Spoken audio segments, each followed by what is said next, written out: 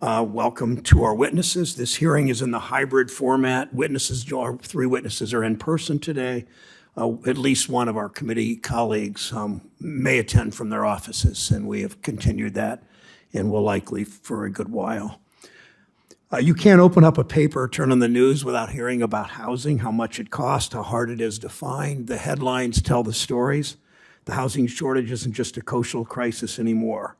Why high housing costs could keep climbing. High costs spur more baby boomers to find roommates. What's up with the crazy housing market? That's just headline. Those are just headlines in the past month. It's not a new problem. Wages haven't kept up with the cost of housing for years and years.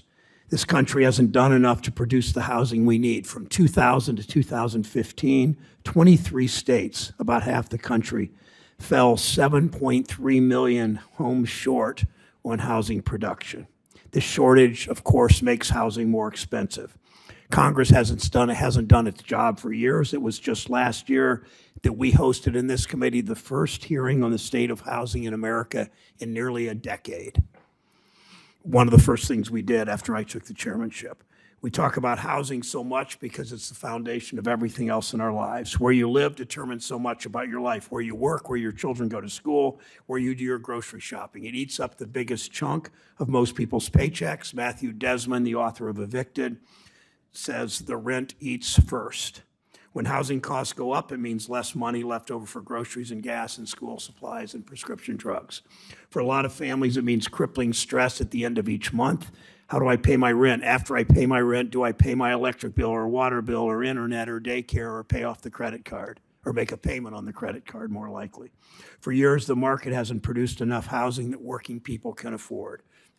Home health aides and nursing assistants and restaurant workers working full-time have long been paid too little to afford even a one-bedroom apartment, let alone fulfill the dream of actually owning their own home. Meanwhile, young aspiring home buyers have long faced insurmountable barriers to home ownership. They're crushed by student loan debt. Black and brown families' parents were denied the dream of home ownership or had it ripped out from under them by predatory lending and can't help them with the down payment as many kids have been able to be helped. Over the past 2 years, with low rates making monthly mortgage costs just a little more affordable, some of these families thought that maybe, just maybe now was a chance to buy a home. But they found themselves competing with wealthy borrowers for too few homes. Often they weren't losing out to a family with a little more money. They were outbid by Wall Street investors from out of town paying in cash. Families told stories of spending more than a year looking for a home. A man in Senator Tester's state in Bozeman even resorted to standing on the side of the road wearing a sandwich board, asking anyone to sell him their home. He'd put in 18 unsuccessful bids. There was just nothing to buy. And now with home prices rising to record levels and mortgage rates going up, home ownership's increasingly out of reach for renters hoping to lock in a steady monthly payment, find stability, build wealth. Recent cost increases have priced an estimated 4 million families out of home ownership. These are families who will now be renting in a rental market that was already too tight. Median rents in May topped $2,000 a month. And that's if you can find somewhere to live at all. Bidding wars that used to be limited to home buyers and in hot housing markets are now breaking out between renters and communities from Chicago to Port Orange, Florida, who are just trying to find a place they can afford. This exacerbates the wealth gaps we already had, put first-time homeownership further out of reach, especially for families of color. Because while millions of existing homeowners already have 40 times the wealth of the average renter, saw their wealth skyrocket as home values rose, renters, again, disproportionately people of color, fell further and further behind. We have underinvested in housing and communities for decades. Now we see the consequences. A recent report found a shortage of 3.8 million homes nationwide, double the shortfall we had just 10 years ago. Not a single state has enough homes to meet its family's needs. Unless we act, it's tough to see how renters, whether or not they want to buy a home, will ever catch up. The answer is clear. We need more housing. We need more housing available to buy from the millions of homeowners just starting out. We need more housing for renters, especially those with the lowest income. Our committee members are leading efforts to find solutions. I'd like to mention a handful of them. Senator Van Hollen has a bipartisan proposal with Senator Young to expand support for renters with the lowest incomes because we know the market doesn't build housing they can afford.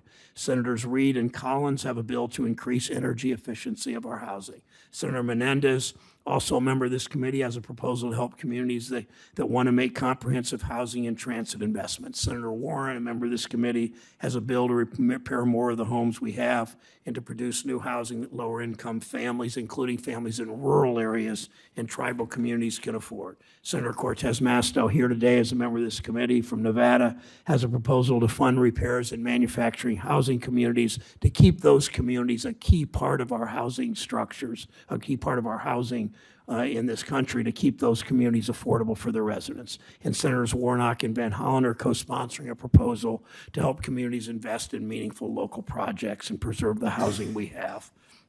We can do this while ensuring we're not displacing families and seniors from the neighborhoods they love. I look forward to hearing from the three witnesses today about the challenges you're seeing and your recommendations to support new housing in communities.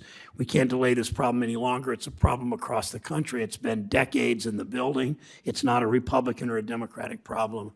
Congress must do better. Senator Toomey. Thank you, Mr. Chairman, and welcome to our witnesses. Today we are discussing the recent rapid rise of home prices and its impact on affordability. But of course, home price appreciation is not occurring in a vacuum. Inflation in the Biden economy is broad-based and severe. And despite promises to the contrary from the president and his advisors, inflation fueled by reckless spending and lax monetary policy has been an enduring phenomenon.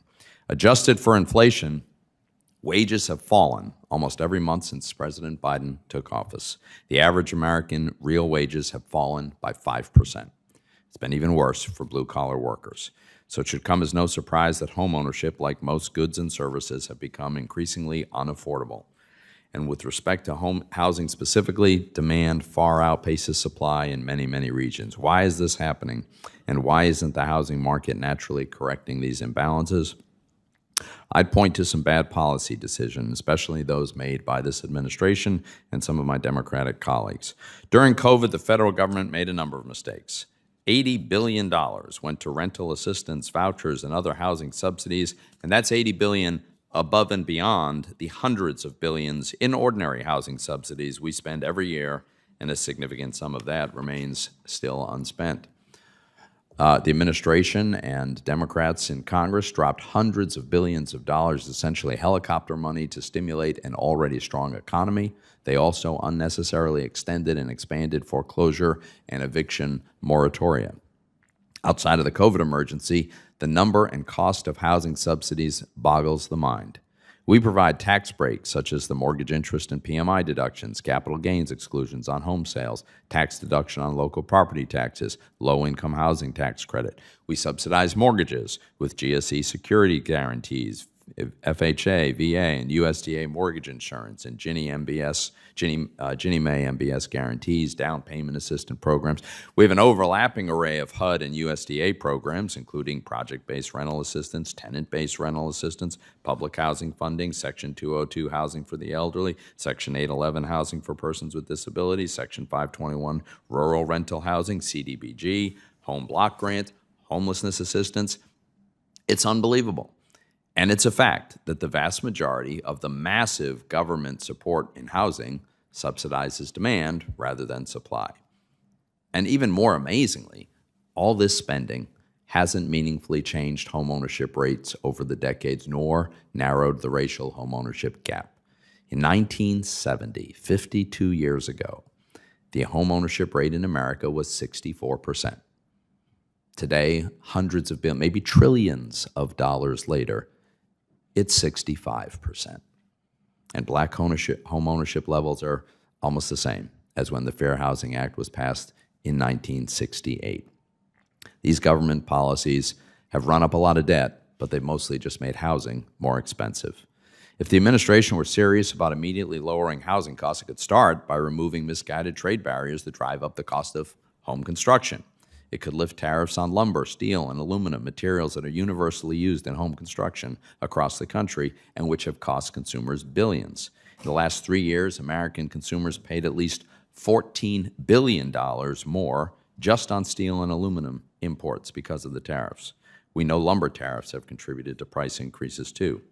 Unfortunately, the administration is continuing to promote a reckless spending agenda that'll make soaring housing costs even worse. In May, the White House released a plan to supposedly boost housing supply, but instead used the opportunity to add upward pressure on pricing by endorsing a partisan House-passed proposal to increase spending by $75 billion on housing vouchers and $80 billion on public housing. Additional spending of this kind is only going to further fuel inflation. The White House plan also proposed pushing Fannie and Freddie into activities that prior administrations understood created too much risk for taxpayers. In a break from decades of bipartisan efforts to reform the GSEs, the White House has now embraced the GSE conservatorship as a means for social engineering of its housing and racial equity policies. The FHFA recently relaxed restrictions on the GSE's risk layering and acquisitions of investor and second home loans. It reduced the GSE's guarantee fees, and it required the GSEs to develop equitable housing finance. Stunningly, the GSE's new proposed pilot programs limit eligibility based on borrowers' race, and even go so far as to give taxpayer money to certain borrowers based on the color of their skin to make down payments. Yesterday, all banking Republicans sent a letter organized by Senator Tillis to FHFA expressing grave concerns about the legality and the discriminatory nature of these new programs. I hope the FHFA director will reconsider this discrimination on the basis of race and instead act to protect taxpayers from excessive risk as conservativeship envisions. Racial discrimination is always wrong, and this is no exception. Further, relaxing underwriting requirements to chase political priorities risks exposing low-income families, in this case minority families, to wealth loss. The state of the housing market only affirms the urgency of GSE reforms. To improve housing affordability for both renters and owners, we should favor policies that leverage the power of free enterprise. We should phase out demand-side subsidies like down payment assistance and focus FHA on a narrow subset of borrowers. We should end the GSE conservatorship to ensure that this and future administrations cannot use conservatorship to influence the pricing and allocation of mortgage credit. For decades, we've spent countless sums, and we've got virtually nothing to show for it. It's time for meaningful reform that doesn't feature the same tax and spend strategies of the past. Thank you, Mr. Chairman. Thank you, Senator Toomey. Three witnesses today. Dr. Lawrence Yun is the Chief Economist, Senior Vice President of Research at the National Association of Realtors. Dr. Yun served as an economist at the Realtors for now more than 20 years. Welcome. Dr. Douglas Holtz-Eakin has been on and off a regular at this committee as the president and founder of American Action Forum. He served as a commissioner in the Congressionally Chartered Financial Crisis Inquiry Commission, director of the Congressional Budget Office, and on the President's Council of Economic Advisors. Thanks for your years of public service and your joining us this committee frequently. Ms. Peggy Bailey is also a familiar face, the Vice President for Housing Policy at the Center of Budget and Policy Priorities. She recently returned to CBPP after serving as a senior advisor on rental assistance at the Department of Housing and Urban Development. Thank you for your public service and for joining us today. Begin with Dr. Yun. Welcome. Chairman Brown, Ranking Member Toomey, members of the committee, thank you for inviting me to testify at this hearing. I am Lawrence Yun, Chief Economist and Senior Vice President of Research at the National Association of Realtors. I lead the research team as we gather pertinent and timely housing data and oversee research activity pertaining to the real estate industry. Most of our 1.5 million members are small business owners. 87% are classified as independent contractors. The most pressing concern expressed by our members over the years has been consistently lack of inventory and its impact on the housing market. The housing market activity since the onset of the pandemic has been quite surprising and extraordinary. Home sales reached multi-year highs, home prices set new records. But beginning this year, market conditions have shifted dramatically. Our latest home sales activity shows 5th straight months of a decline through June. The latest data on an annualized basis, 5.12 million home sales that would be actually below the 2019 annual total. In other words, current sales activity is trending below pre-pandemic activity. Single-family housing starts, the building activity, in June also fell for the 5th straight months, and now at the lowest point since the lockdown months in 2020. So even as the home sales have softened in recent months, the median home price continues to set new record, in June reaching $416,000, which is a rise of 13.4% from 1 year ago. Other price measurement have shown appreciation rate of closer to 20%. I believe home prices are set to decelerate given the home sales softening conditions, but I do not foresee any national home price decline. Some local markets may pull back somewhat from record high home prices, but any short-term price adjustment in these markets, if they occur, will be less consequential compared to the immense long-term housing affordability challenges facing the country. Lack of supply in the housing market is not a new phenomenon. While it is certainly more noticeable now, even before the pandemic, NAR estimated, our organization estimated, nearly 5 to 6 million housing unit deficit in relation to the population and job growth in the country. The fast rise in rents and home prices are a direct consequence of the housing shortage that persisted even before the onset of the pandemic. So what does it exactly mean to be priced out when a solid majority of Americans are homeowners? Homeowners today are enjoying wealth gains arising from home price growth. After reasonably accounting for the 30% price rise over the past 3 years, and very little refinancing, cash-out refinancing that has been taking place, my estimate, because Federal Reserve data is as of 2019, and we are currently in 2022, so my estimate put the typical homeowner wealth conservatively at $320,000. So there would be a median net worth for a homeowner. By contrast, the median renter net worth is likely to be in the $5,000 to $10,000 range. Again, a vast difference between renter and homeowners. So homeowners, I would think, are quite content about the recent market developments and have fewer financial worries than non-owners. But this is the crux of the current housing affordability crisis. Renters are paying ever higher rents with disappearing prospect of ever realizing the American dream, which many Americans associate with ownership, essentially owning part of America. So not only is homeownership more difficult to attain due to housing shortage, but the same housing shortage pressures are causing rents to accelerate in the current environment and crowding out savings. Unless we can address the supply issue, housing unaffordability will continue to be an ongoing issue for many Americans for many years to come. Thank you for the opportunity to present my views today. Thank you, Dr. Yoon. Dr. Holtz, and welcome again. Well, thank you, Chairman Brown, Ranking Member Toomey, members of the committee.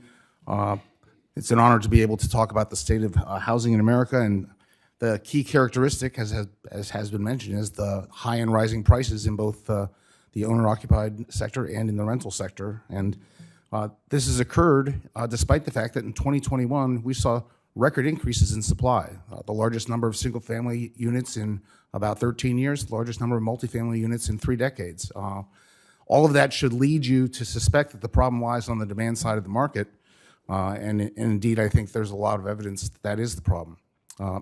Recently, we've seen additional demand subsidies.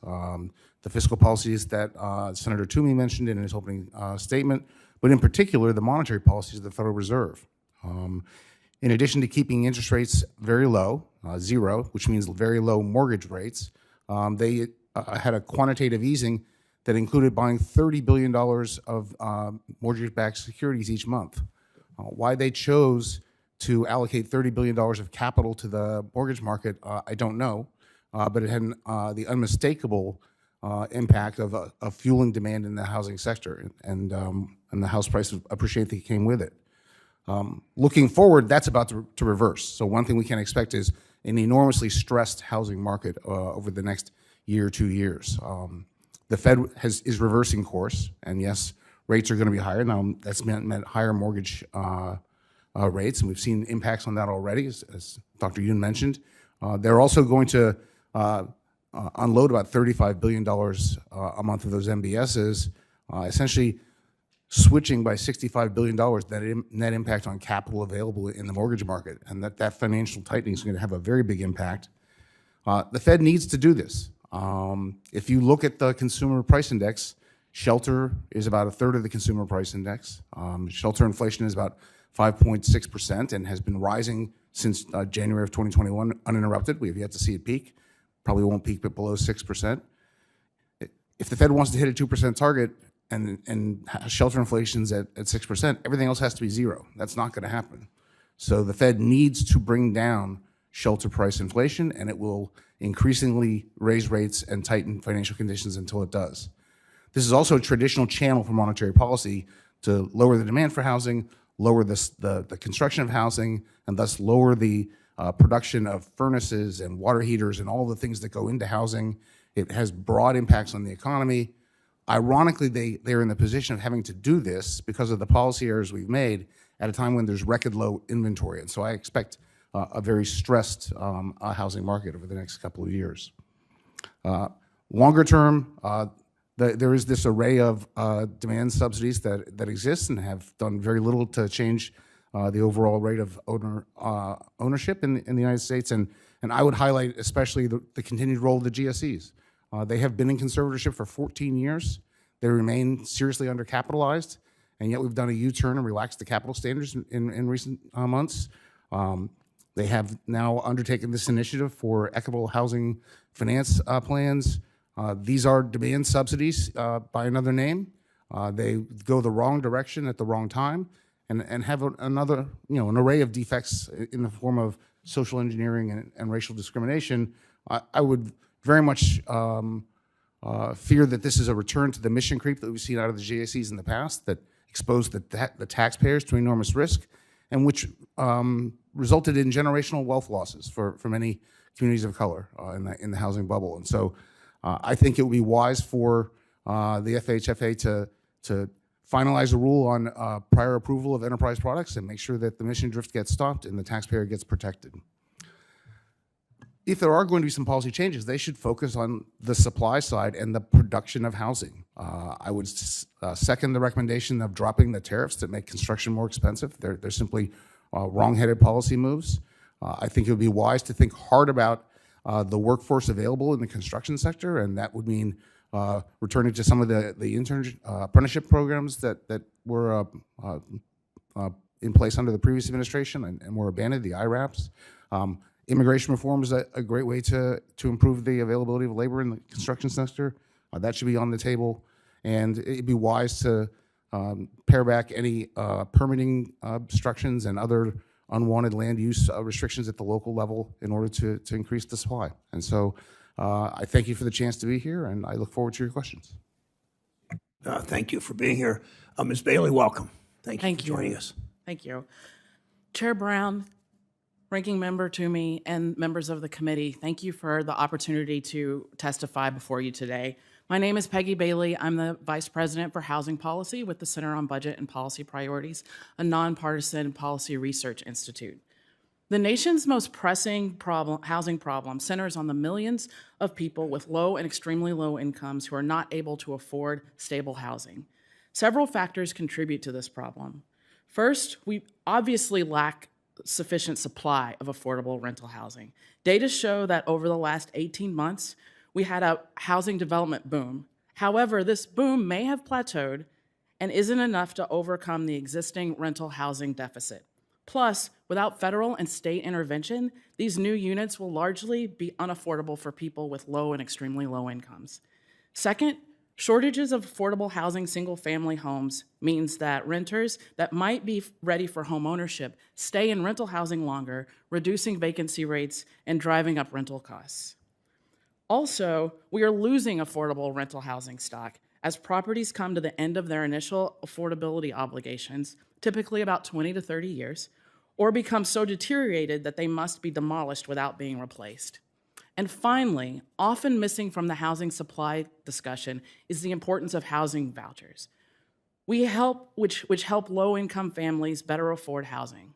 For families with the lowest incomes, it is too simplistic to call vouchers or rental subsidies purely a demand-side intervention. These families do not have incomes high enough to afford any quality housing unit because landlords must set rents at least high enough levels to cover their own costs, to operate the building, to properly maintain the building, and to pay any debt that they owe. We've seen what happens to rental housing when operating costs are not adequately funded. That's what has happened to public housing, project-based rental assistance units, and other federal programs with inadequate or no ongoing operating support. Vouchers correct this mistake by helping families afford rent and giving landlords and owners the resources they need to pay their bills and maintain their properties, which bolsters supply. To make this point clearer, the average extremely low-income renter household had an average income of about $11,000 in 2019. 30% of that income, the industry benchmark for housing affordability for this family, was about $280 a month. But in 2019, the average market rental units operating costs were $520 a month and over $580 a month if the landlord paid utilities. These figures have surely risen substantially since then. In the past, our solution was to build public housing. Now we use housing vouchers. Vouchers allow people more choice of where to live and are a tool to reduce segregation of people with low incomes, which are disproportionately people of color, into neighborhoods that have historically been disinvested in. It is important to know that housing agencies can project-based vouchers to guarantee that developments include units affordable for families with low or extremely low incomes. Investing in the housing voucher program can also mitigate the need for new affordable units by allowing people who live in high-quality units and their desired neighborhood to stay in place. We are confident that housing agencies, if properly resourced with funding for the vouchers and for the administrative costs, would be able to use many additional vouchers, particularly if new resources are targeted to agencies that already have high utilization rates today. In fact, the Emergency Housing Voucher Program, funded through the American Rescue Plan, demonstrates housing agencies' ability to utilize new vouchers. Even under difficult rental markets, so far they've been able to house 26,000 households who were experiencing or at risk of homelessness or survivors of domestic violence. To effectively address these issues, Congress should support major increases to the Housing Voucher Program. Most immediately, the Senate Transportation and HUD Appropriations Subcommittee should fund at least the 140,000 new vouchers passed by the House Appropriations Committee, along with adequate funding for voucher administration, increase capital funding for deeply affordable rental housing, prevent the loss of existing affordable housing, remove barriers to home ownership, and as noted more thoroughly in my written testimony, we cannot forget the unique housing challenges for people living in tribal lands. Increasing resources for Native American, Alaska Native, and Native Hawaiian affordable housing is essential. Thank you for the opportunity to testify, and I look forward to answering your questions. Thank you, Ms. Bailey. The questioning will begin with the Senator from Georgia, Senator Warnock. Thank you so very much, Chairman Brown. Since 2019, rent in Georgia has increased 13.7%. One of the highest increases in the country and far exceeding income growth over the same period. Meanwhile, for the first time since it began tracking data, the Federal Reserve Bank of Atlanta has deemed the Atlanta housing market as unaffordable, forcing more and more prospective homeowners, as you point out, to keep paying rent. And let's be clear, this is not just a City of Atlanta problem. Everywhere in Georgia, people are feeling the pinch. Dawson County, which has a population of around 25,000, has a lower home ownership affordability index than Fulton County. The best way we can lower prices is to increase supply, and I've supported several bills that do just that, but Georgians don't have the luxury to wait several years for home prices and rents to fall. Ms. Bailey, what are some immediate solutions we can offer renters, especially those who spend a significant proportion of their income on rent, to help them provide the relief they so desperately need? Thank you, Senator, for that question. The most immediate thing that we can do to help renters is to provide rental assistance, mainly through the Housing Choice Voucher Program. That can immediately give renters the relief that they need to be able to afford the other things that Senator Brown mentioned in his opening statement: food, transportation, clothing, school supplies. That giving someone a housing voucher will allow them to only pay about 30% of their income toward their rent, so that it frees up more income for other needs. Do you think that offering tax cuts to rent-burdened individuals might be helpful? Tax credits can be helpful to renters. Being able to give renters more cash to just be able to pay their basic bills can be more helpful. Okay. And, when we passed the American Rescue Plan, one of the provisions in that bill was the single largest tax cut for middle and working class families in American history. I regret the fact that we weren't able to get it extended. But do you think that kind of tax cut could have been helpful? Absolutely. As you mentioned, those provisions in the American Rescue Plan helped significantly reduce poverty for children. And so extending those, doing more of those, can only help low and middle income families. Georgia's in the middle of a housing crisis, as we point out, and understanding how large institutional investors and Wall Street private equity firms from outside Georgia affect the market is also an important part of this puzzle, it seems to me. According to the National Association of Realtors, institutional buyers made up 13% of the residential sales in 2021. However, institutional landlords do not look to acquire properties uniformly across the country. In Georgia, institutional buyers made up 19% of all sales, 19%. The second highest in the nation, and according to a survey by CoreLogic, mostly out-of-state investors made almost 43% of all purchases in the Atlanta area in late 2021. Dr. Yoon, what effects are targeted private equity investments having on the housing market in cities like Atlanta and the surrounding areas?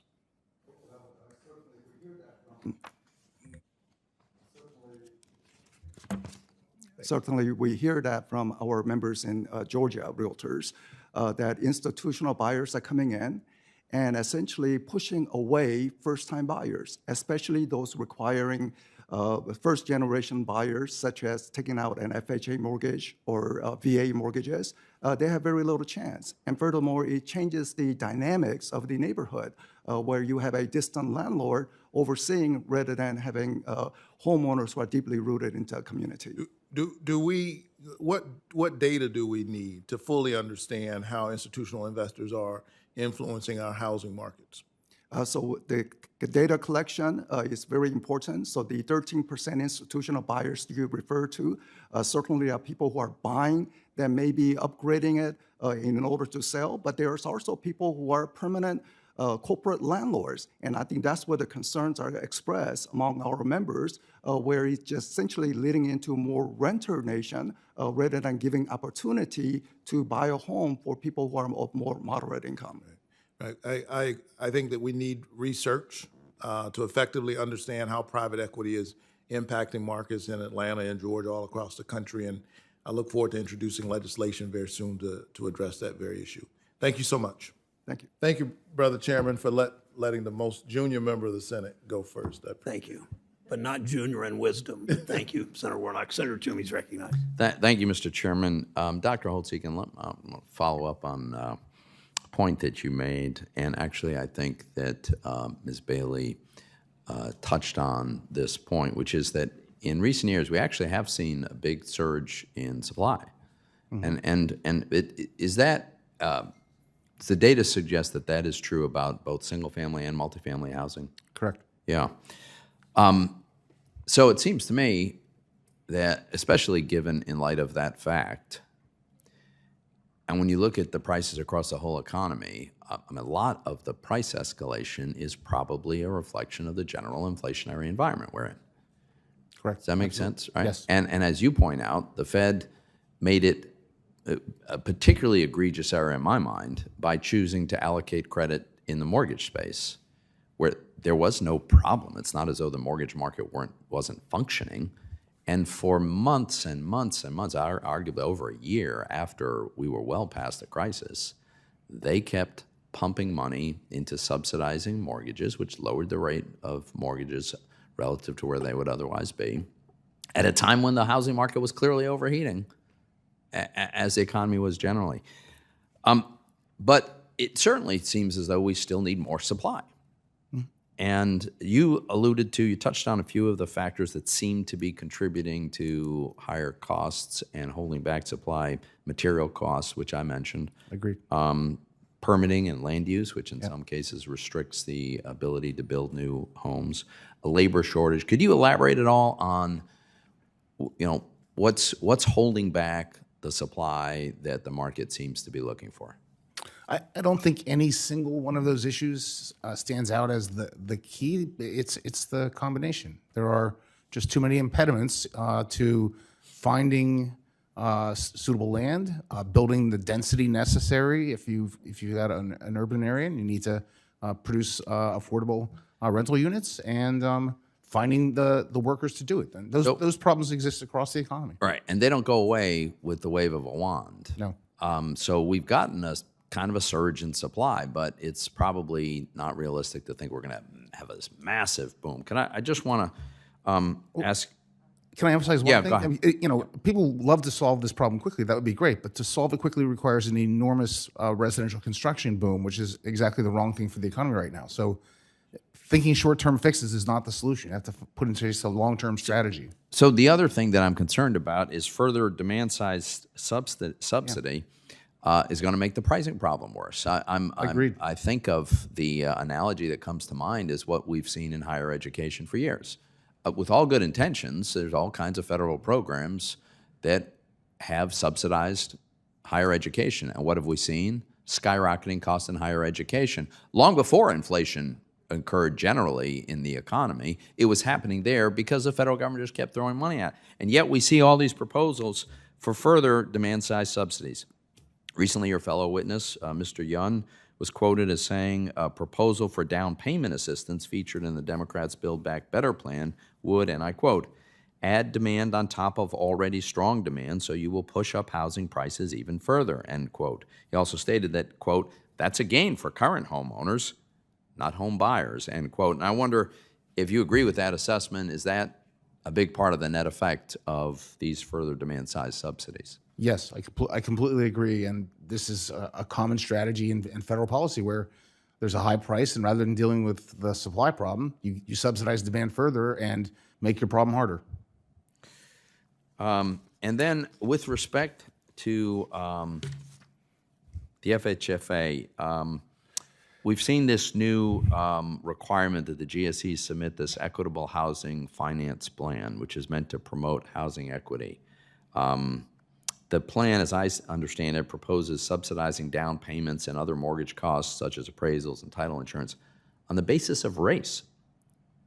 So this seems to be a mechanism that is likely to contribute to inflation, but it's also a very disturbing exercise of social engineering on the part of unelected folks over at FHFA. First of all, do you see that whole mechanism as consistent with FHFA's statutory obligation for their conservatorship to require to return the GSEs to a sound and solvent condition and preserve and conserve their assets? Is this really supposed to be part of their mission? No, it's not. And after 14 years, they're still not adequately capitalized, and they're now expanding the credit box in many ways, and they will, as a result, be at greater risk of losses. And that's exactly the wrong direction for the FHFA to take them. All right. Thank you, Mr. Chairman. Thank you, Senator Toomey. Senator Tester from Montana is recognized. Yeah, thank you, Mr. Chairman. And I don't think Montana's an outlier here. I mean, I think just about everywhere in the country there's housing shortages. In the faster growing areas, it's come to the point where we have teachers in Montana that either don't take the job or live in a KOA campground because the houses are just too unaffordable. This is occurring because, of course, demand. We got a lot of folks from Texas, got a lot of folks from the coast that are moving into Montana, which would make me think that there would be houses for sale in Texas and in San Francisco and LA and those kind of places, but I'm not hearing about any housing surpluses there. Dr. Young, could you give me at least a little insight as to what the hell's going on and why 1 month we have housing surplus and then 6 months later we have not near enough houses? Well, on any economic data, particularly on housing, there could be some volatility on the month-to-month movement part. But if one looks at the longer-term trend, what one finds is that in the aftermath of the terrible foreclosure crisis of 15 years ago, home builders, especially the small home builders, really never came back to the market. And consequently, there has been a decade of underproduction across the country in relation to the population growth.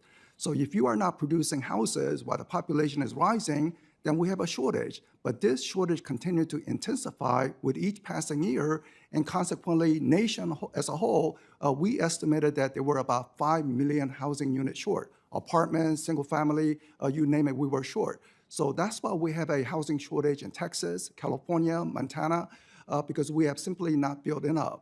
Now, in relation to the recent trend that you are observing, people from Texas moving into your state, so there was a housing shortage in Texas. So maybe people who are moving to Montana, that is creating the demand in Montana, causing a housing shortage in your area. But people who are leaving Texas, that's a small drop in the bucket compared to the housing shortage that they are currently experiencing. So, Senator Toomey and I disagree once in a while, but every once in a while we agree too, okay? But one of the things that's obvious to me is the fact that we got a problem.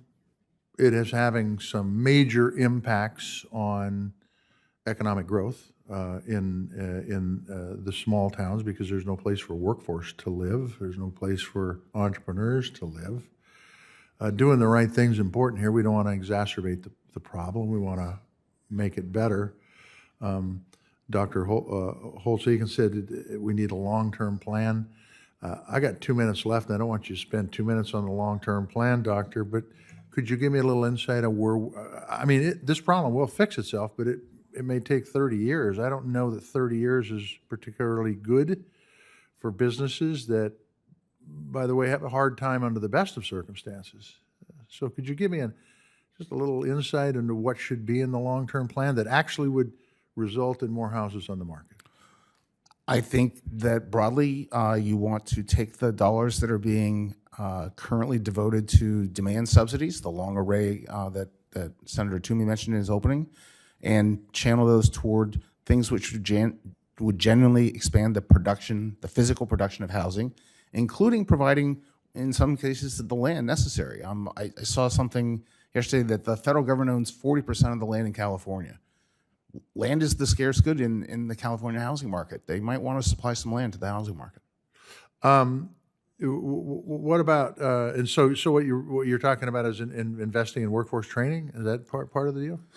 I don't think we need a big new workforce training program. We have workforce training programs. I think we need to think hard about our immigration strategy and have it work as a tool of economic policy. I'm happy to expand on that at some other time. And I think we had some really promising apprenticeship programs that were started under the previous administration that have been abandoned. These IRAPs, which were very popular and could be deployed across different sectors of the economy. Those I think would be promising ways to go.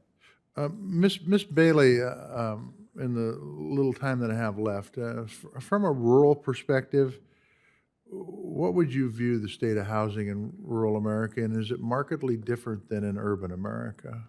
I appreciate that question, and it's really important to have a focus on rural America. I think that the issues are related and some but need to be addressed in a different way.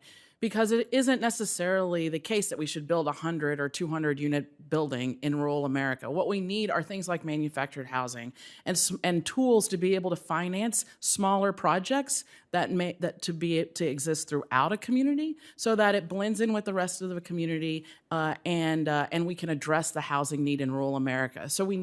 And the low-income housing tax credit isn't designed right now to be able to do that. The properties that the low-income housing tax credit fund are usually larger. So we need tools like what President Biden included in his FY23 budget, the $50 billion in supply that would allow for smaller projects to be able to be financed so that they don't rely on the low-income housing tax credit and they don't need as many pieces of the capital stack to be created. All right, thank you. Thank all three of you. Appreciate you being here, and thank you. Thank you, Senator Tester. Ms. Bailey, thank you, and I appreciate what you said about manufactured housing. Let's dwell on not necessarily that, but just demand generally. We've seen reports that housing starts are up, but a $3,000 a month apartment in Washington doesn't help a low-income resident in East Cleveland. What kind of housing you're building and where, obviously, those things matter. In the housing, is the housing we're building matching up with incomes and size and accessibility needs of renters? If not, talk through that and what do we need to do to make sure we have enough housing that's affordable to families? No, thank you for that question. You're hitting the nail on the head on the challenge. As I said in my testimony, we have partly been in a development boom over the last 18 months. But as the Joint Center for Housing Studies shows, the average rent in those multifamily properties is about $1,700 to $1,800 a month, where the median renter can only afford about $1,000 a month. So that right there shows you that the market is targeting units to the upper end of the market and not making units affordable. So what we need are strategies that both enhance supply and add capital dollars to supply, but then add subsidies to be able to make those units affordable so that we can properly operate those buildings, owners can pay their bills, and programs like that Housing Choice Voucher Program do that. They allow for renters, especially low and extremely low income renters, to be able to afford market housing. Thank you. And Dr. Yoon, expand on what Ms. Bailey just said about making housing more affordable for families. Certainly, the supply is required, and I know it's not a one-year solution, but we also have to combine the rental subsidy with the long-term supply solution. If one looks back in the U.S. history, there were times when we encountered a recession, and then we came out of the recession. Often when we came out of the recession, it was due to the housing production, building more apartments, building more single-family home. The recent Great Recession was a little different because housing market came slowly. The building activity came slowly with the small mom-and-pop builders really not re-entering the market. So if we look at it in the past, we had a tremendous amount of economic boom as we built more homes, whether it's an apartment, single family, certainly it creates jobs, add to the economic impact, and certainly it would lessen the pressure on the housing costs, whether on the rent side or on the home prices. So, I think it's something to address that we need to boost supply. And then, of course, we have to address the short-term needs on the demand subsidy for people who are in that difficult situation. Thank you. Continue on that, Dr. Yoon. We know the Fed's raised interest rates 3 times so far this year. They may do it again, people expect. Discuss what rising interest rates meant for homeowners in terms of their monthly costs. And then if you can, estimate how many people do you estimate this might push out of the homeownership market, and what effect does it have in the rental market? So you combine the impact of the higher prices along with higher mortgage rate currently prevailing versus what it was just 1 year ago, or even December of last year.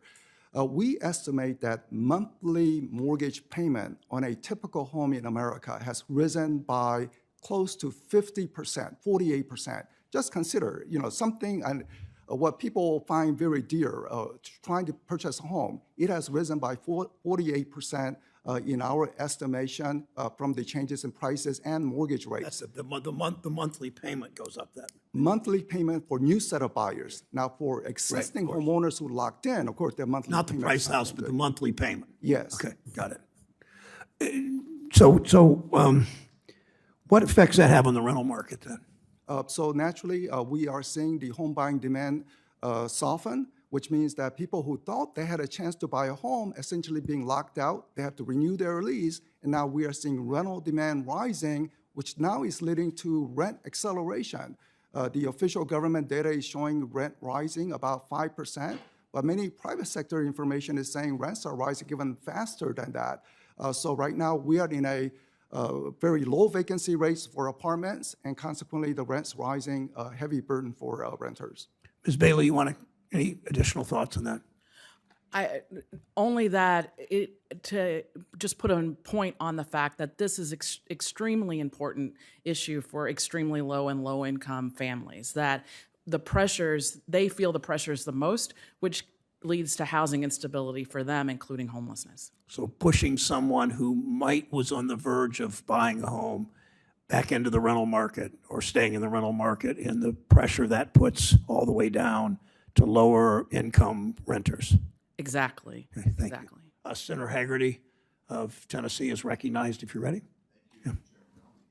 Quran, thank you very much. Sure, of course. And to our witnesses, thank you. Dr. Yoon, you and I have actually met before. You used to frequent Professor Dewey Dane's events at Vanderbilt University, my alma mater, so it's good to see you here. Dr. Holtz-Eakin, it's good to see you again, too. We met a number of years ago in a different role, and welcome to you, Ms. Bailey. I thought I'd start out with you, Dr. Holtz-Eakin. Today in your testimony earlier, you did a very convincing job of relaying how housing prices have been moving upward very dramatically here in the United States. And one of the issues that I wanted to discuss with you is the artificial increase in price that the Davis-Bacon Act forces for affordable housing.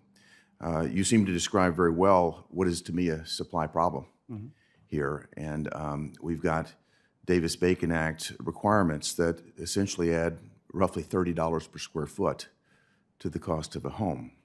I'd just like to get your thoughts on what that has to do in terms of what that might do in terms of incentivizing developers to go in a different direction. Where does that, impact the supply of housing when we're desperately in need of more supply? Well, certainly an artificially inflated wage is a cost that has to be included in the price of the unit. And it doesn't really make sense to have a law that does that. You should pay prevailing wages, set by market conditions wherever you're building. And that would be a preferable way to go, in my opinion. It leads to higher costs. There's no question about that. It also changes the builder's calculation of what kind of unit to build. Are you going to build a low-income unit when you've already got that base cost in there? You might want to build something aimed at the upper end of the market, and we've seen that happen in recent years. So I think it is on that list of things that's causing the cost of building to be artificially inflated, and taking those costs out would be a good idea. Yeah, I think the Berkeley study indicated a $30 per square foot impact. That could be 10 to 20%, depending on the state that you live in. In my state of Tennessee, it's going to be on the higher end of that spectrum. But this is a significant increase in the cost of affordable housing. And I think your point is well taken that it would have a very negative impact on price. I'd like to come to just stay with you for a few more minutes, Dr. Holtz-Eakin.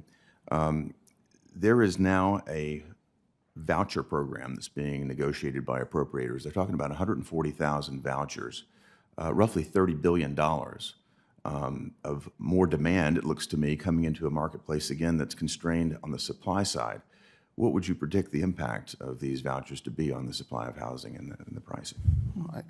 A permanent expansion in subsidies for demand is going to raise prices. So that's an unmistakable directional implication of this. And perversely, at the moment, you could spend that money, say, next year, and the Fed will do everything within its power to undo the impact of that demand stimulus because they're trying to cool the market and need to.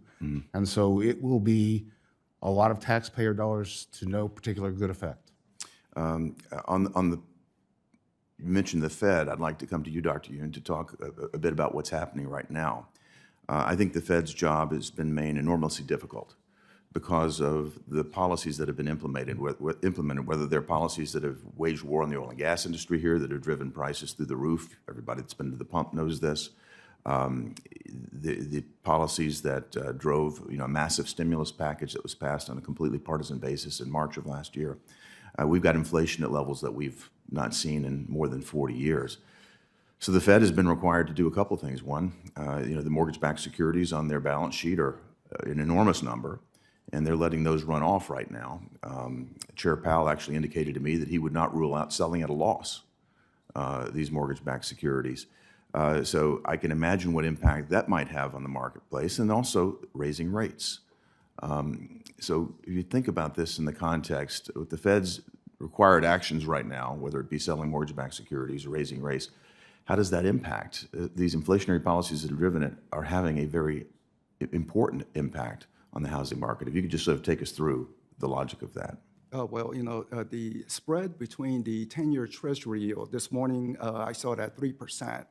Under normal circumstance, the mortgage rate should be about 4.8%. Rather, we have a mortgage rate that is 5.8% because of the undoing of the quantitative easing, including the potential sale of the mortgage-backed security, or certainly not repurchasing. So we have a much larger spread, which is leading to home sales decline. Many realtors, again, we have 1.5 million realtors across the country, including from Tennessee, and they ask, when will the mortgage rate stop rising? And I said, once the inflation begins to top out and begins to show that it's peaking, and we will decelerate. So anything to constrain the overall consumer price inflation, then the market, I think, will begin to say, well, maybe we have topped out on inflation, and mortgage rate could also top and maybe even decline somewhat. Well, it seems that inflation continues to go just one direction now, and that's up. You look at the last month's posting of 9.1%. That was an acceleration from 8.6 the month before. I'm very concerned about the direction that it's going. And again, the policy decisions that are being made by this administration seem to be all in favor of more inflation. So I'm concerned about the impact on the housing market in my own home state. We're hearing it loud and clear. Mortgage rates are up. That makes housing less affordable.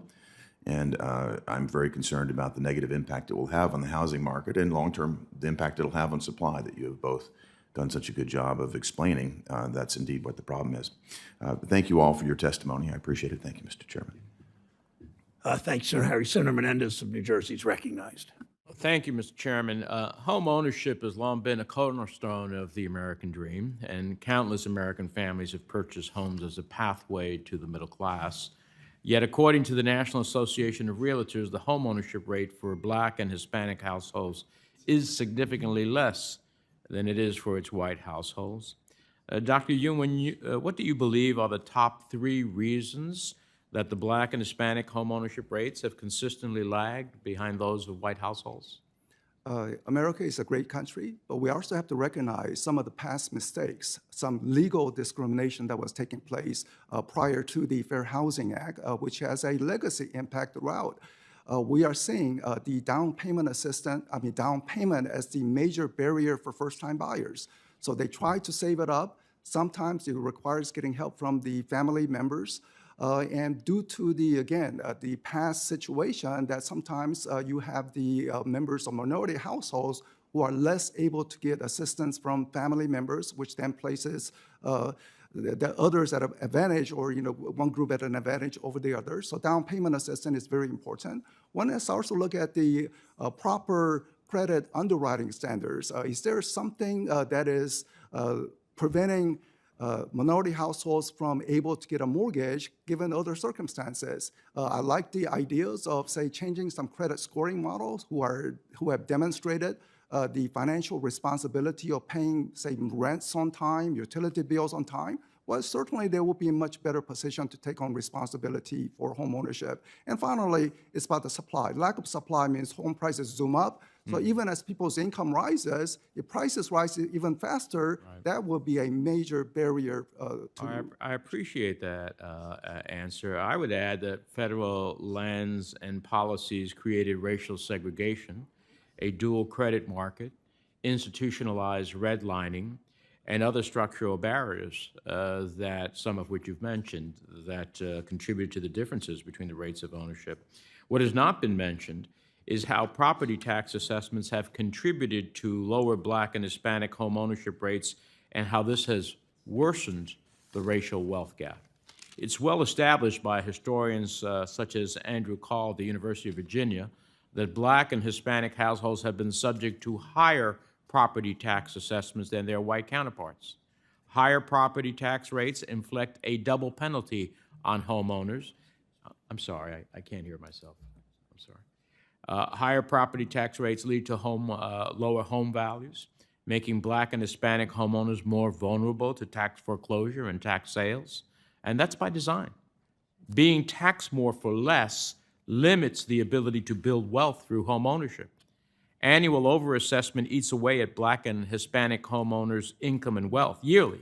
And when their neighborhoods become gentrified, their property values suddenly and rapidly increase, leaving them vulnerable to foreclosures, liens, and sales if they're unable to pay their increased property tax bills.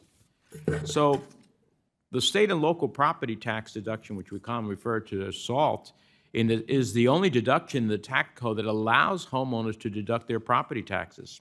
Thus, SALT deduction is essential for encouraging and preserving home ownership and wealth for Black and Hispanic homeowners, especially for those that are overassessed. That's one of the many reasons that on Tuesday, the NAACP passed a resolution to support lifting the Trump 10,000 SALT cap. Now, this has been a favorite target of my Republican colleagues since Ronald Reagan's presidency. They argue that SALT is an unfair tax break to the wealthy, but that argument completely ignores all context. Republicans want to get rid of this deduction because they want to create an environment where states and local governments are forced to cut taxes, defund public education, privatize public services, and adopt fee-for-service models of government. They want to ignore that SALT is an essential driver in how states and municipalities pay for education, health care, public welfare programs, transportation, and public safety. And that even though students, patients, residents, and employees may not claim the SALT deduction themselves, they benefit from SALT. These factors can't be captured in a distributional analysis. That's what makes SALT so different. That's why in 1984, an entire coalition of states, governors, counties, mayors, unions, and organizations came together to push back against its elimination by President Reagan. That's why the same group came together in 2017 with the unified support of all Democrats. So this is not about rich or poor or coastal elites. This is about who gets to benefit from the American dream, purchase a home, and build wealth. This is about who is entitled to hold on to that wealth and pass it to the next generation. And this is about getting to and staying in the middle class by owning a home, attending a good school, and having access to good public services. And I just wanted to use this hearing to drive that point, Mr. Chairman. I have other questions which I'll submit for the record. Thank you, Senator Menendez. Senator Warner from Virginia is recognized from his office. Thank you, Mr. Chairman. And again, thank you for holding this hearing. I know a lot of us are very interested in this issue, and you know, it's kind of a 1-2 punch with the hearing that we were jointly together on yesterday in finance. And I want to repeat some of the things said there yesterday. You know, one of the things I think we've discovered in this, and COVID drove home, enormous challenges in our country around racial wealth gap. And depending on the survey, racial wealth gap between Black families and white families is as much as 10-to-1, maybe down to 9-to-1. But the biggest driver of that racial wealth gap is not even anymore as necessarily job opportunities or educational background, but it increasingly is about home ownership. And we saw disproportionate relief during COVID, for example, under the PPP program that went to white-owned businesses rather than Black-owned businesses, or rather than women-owned businesses, not necessarily because the banks were bad, but because they community banks work with their traditional customers. And I was very proud of the fact that Chairman Yu and Senator Crapo and very big bipartisan group, Senator Van Hollen and we worked with actually the Trump administration and got $12 billion for CDFIs and MDIs, again, on issues of access to capital. One of the things that I've worked on with Senator Ossoff and Senator Warnock and Senator Van Hollen was a proposal that I hope I'd like the panel to comment on, which is the LIFT Act, which says if we're going to address racial wealth gap in a fair way, one approach would be to look at first generation, first time home buyers. So anyone, this would be available to anyone. That definition would actually drive about 60% people of color because they don't have the same level of home ownership as majority communities do. Although in many rural communities, there's lots of white families that don't have any history of home ownership. And it would say that if you qualify for a traditional 30-year mortgage, and while we're supportive of down payment assistance, what we don't want to do is push people into homes that they can't long-term afford. If you qualify for that traditional 30-year mortgage, and you meet these certain criteria within a certain income strata and a certain price range, we would provide, in a sense, a 20-year mortgage rather than a 30-year mortgage. And we call this program the LIFT Act, and it would directly address this racial wealth gap issue and put some points on the board for a lot of families to give them that equity they need, to make sure their kid has the access later down the line on getting a college education or having that equity you can draw upon. Dr. Yoon, in your testimony, you talked about the widening homeownership gap that exists between white and non-white families. Could you talk a little bit about how something like the LIFT Act might apply? And then, Ms. Bailey, if you'd make some comments on that as well, I'd appreciate it. Thanks for asking the question, Senator. I'm a numbers guy, so I think one of the requirements for our high school students is to just run through the numbers through the mortgage calculator just to see how the numbers change by changing interest rates and the duration of the mortgage. The 20-year mortgage will certainly build up equity much, much quicker, and given the very wide homeownership rate gap between various ethnic and racial groups, to address some of the past mistakes, it is moving in the right direction, certainly. But we also have to understand that we have to combine it with increased supply, because if we are simply raising the demand opportunity, but with limited supply, most of the gain would go to the current owners. And given the current, again, disparity in home ownership rate, the current owners are likely to be white Americans. So we have to address the demand help, the 20-year mortgage timeline. I think that's terrific, quick way to build wealth, but we have to assure that supply comes along so that demand can access those increased supply. Yeah, and Dr. Yoon, I 100% agree, and that's why, and while I didn't focus my question on the supply side, and other colleagues have, this LIFT program would be only applicable to first-time, first-generation home buyers, because again, we know the second and third generation folks, as you built that equity in your history, you can make, you've got an easier availability. Very quickly, Ms. Bailey, I don't want to overtime, but if you could quickly address this issue as well, I'd be grateful. And thank you, Mr. Chairman. Sure. Thank you, Senator, for the question. And so when following Dr. Yoon's recommendations, that would help alleviate some of the pressure at the upper end of the rental market, which would then alleviate the fact that we don't have the tenant vacancies that we need in order to keep costs down. And it would allow those upper income individuals to be able to move into the homeownership space so that we would have those units available for renters. So anything that helps first-time, first-generation homeowners, potential homeowners move into homeownership helps renters as well. Thank you, Mr. Chairman, for having this hearing. Thank you, Ms. Bailey. Thanks, Senator Warren from Massachusetts. I'm sorry, Senator Cortez Masto from Nevada is recognized. Thank you, Mr. Chair. Thank you to the panelists here. Such an important issue across the country, but including in Nevada. The issue of affordable housing, which I have been working on with so many stakeholders in my state. I do have a question, Dr. Yoon. In Nevada in 2021, 28% of homes purchased in the Las Vegas metro area were bought by investors.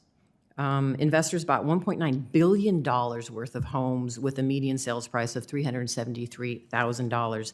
And Nevada isn't the only place where corporations are snapping up single-family homes. My question to you is, what trends are you seeing in home purchases by investors?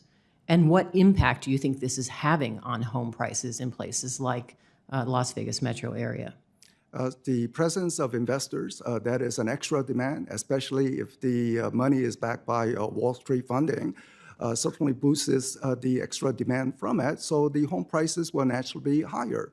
And furthermore, as they are purchasing single-family homes and turning it into rentals, that is essentially making a less chance for, say, first-time buyers or first-generation buyers to have a chance, because often the down payment comes from sale of a previous home, using the proceed as a down payment, but naturally the first generation or first-time buyers don't have that. So consequently, it makes it much more difficult for the first-time buyers to compete against, especially the Wall Street-backed investors. And that's my biggest concern. Nevada is one of these places where the subprime mortgage crisis hit us so hard. And right after that, I saw a lot of investor-owned, equity-owned homes being bought up and purchased. And this is my concern. Not only are they taking them off the market, they're turning them into rentals. And the rental prices are increasing exorbitantly.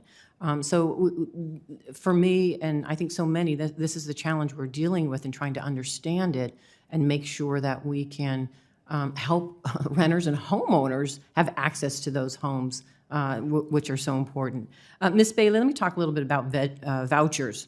When I talk to developers in Nevada, they tell me that they cannot build an apartment building that is affordable to people earning under $50,000 a year without a subsidy. So why are vouchers among the most important layers of this subsidy?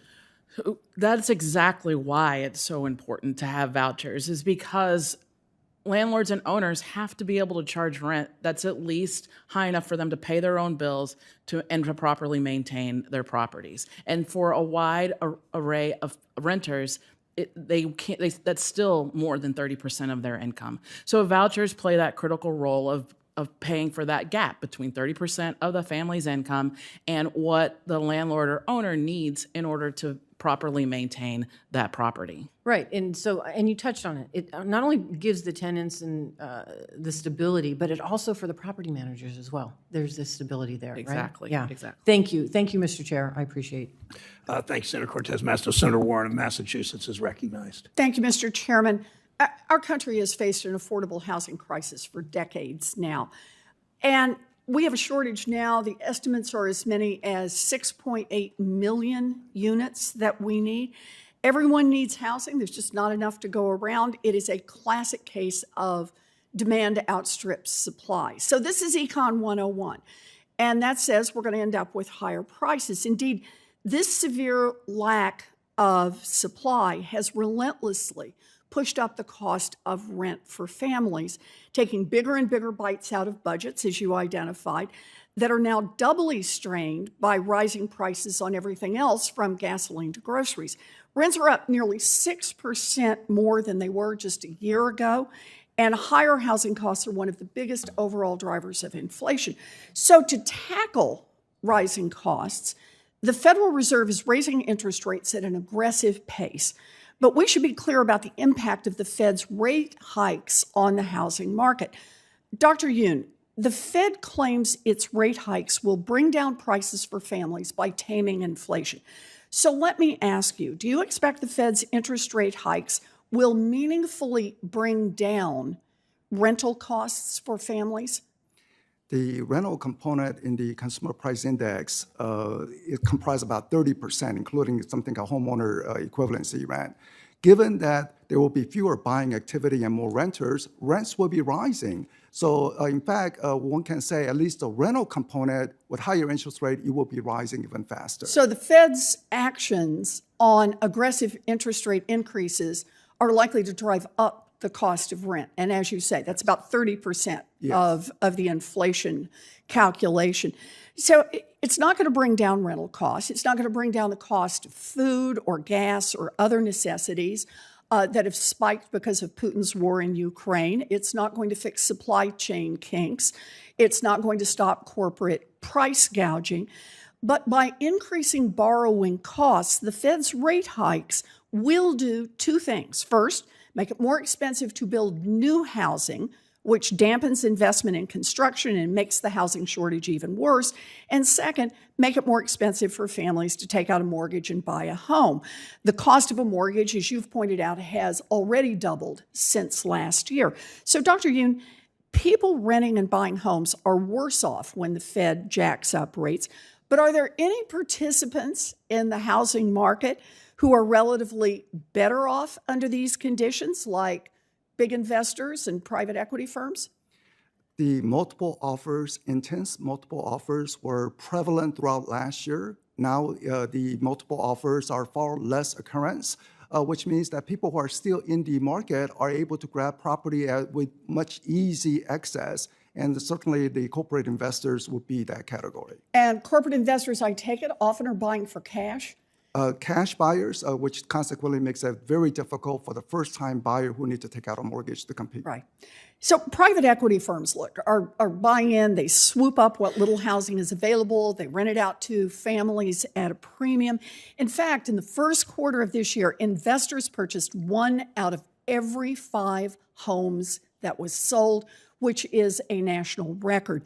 Ms. Bailey, if private equity and other big investors buy more of the housing stock, what do you expect will be the impact on rent prices on the families that are living in those homes?